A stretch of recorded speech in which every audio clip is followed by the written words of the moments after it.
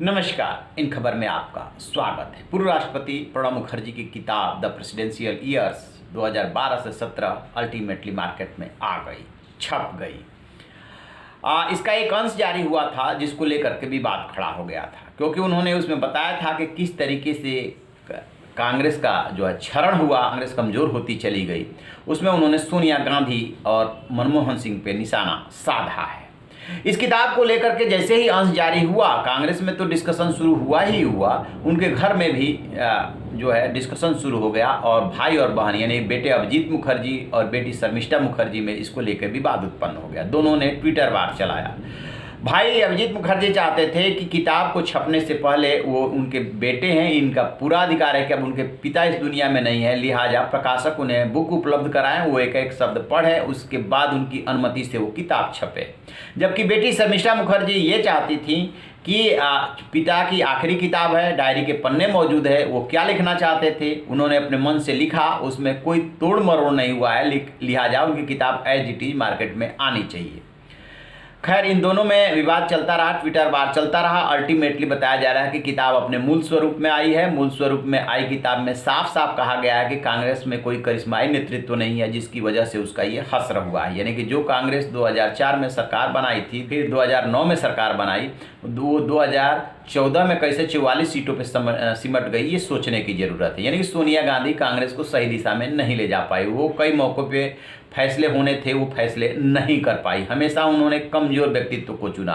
माना यह जाता है कि मनमोहन सिंह को जो प्रधानमंत्री सोनिया गांधी ने बनाया था, वो जानबूझ के बनाया था। प्रणब मुखर्जी जैसे नेता को दरकिनार कर दिया गया था। खैर, प्रणब मुखर्जी प्रधानमंत्री तो नहीं बने, अल्टीमेटली राष्ट्रपति बने, और लेकिन उसका खामियाजा पार्टी को भुगतना पड़ा।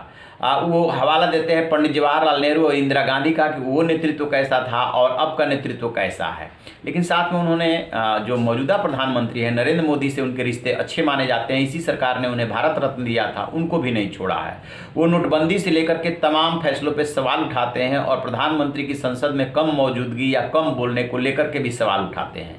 वो उनके पहले कार्यकाल का जिक्र करते हुए किताब में साफ कह रहे हैं कि प्रधानमंत्री को ज़्यादा टाइम देना चाहिए। इस मामले में पंडित जवाहरलाल नेहरू, इंदिरा गांधी, मनमोहन सिंह, अटल बिहारी वाजपेयी का वो हवाला देते हैं और विपक्ष की बातों को सुनना चाहिए। ज़्यादा जब आप बोलेंगे तभी जा करके सभी मुद्दों पे अपनी बात, सरकार की बात सामने सबके रख पाएंगे। यानी विपक्ष को आप दरकिनार करके नहीं चल सकते।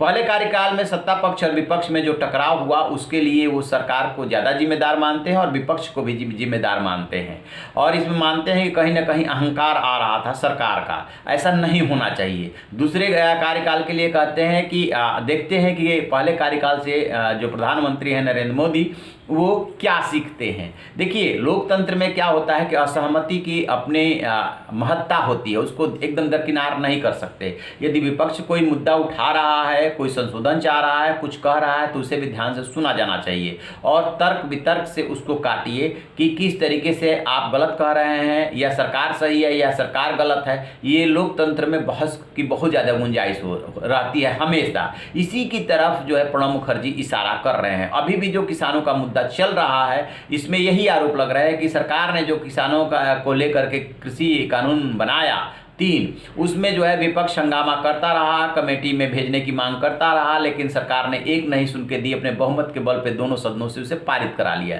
नतीजा क्या है? 1 महीने से ज़्यादा समय से लगभग 40 दिन हो गए हैं, किसान जो है अब बॉर्डर पे डटे हुए हैं। 7 राउंड की वार्ता भी हो गई है, नतीजा कुछ नहीं निकला है। इस कड़ाके की सर्दी में किसान बाहर है।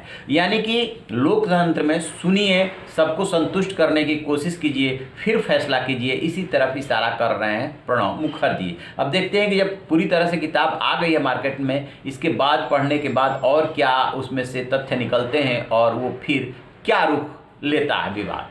तो आप रहिए ना बेखबर, देखते रहिए इन खबर। Thank you. इन खबर चैनल को सब्सक्राइब करें।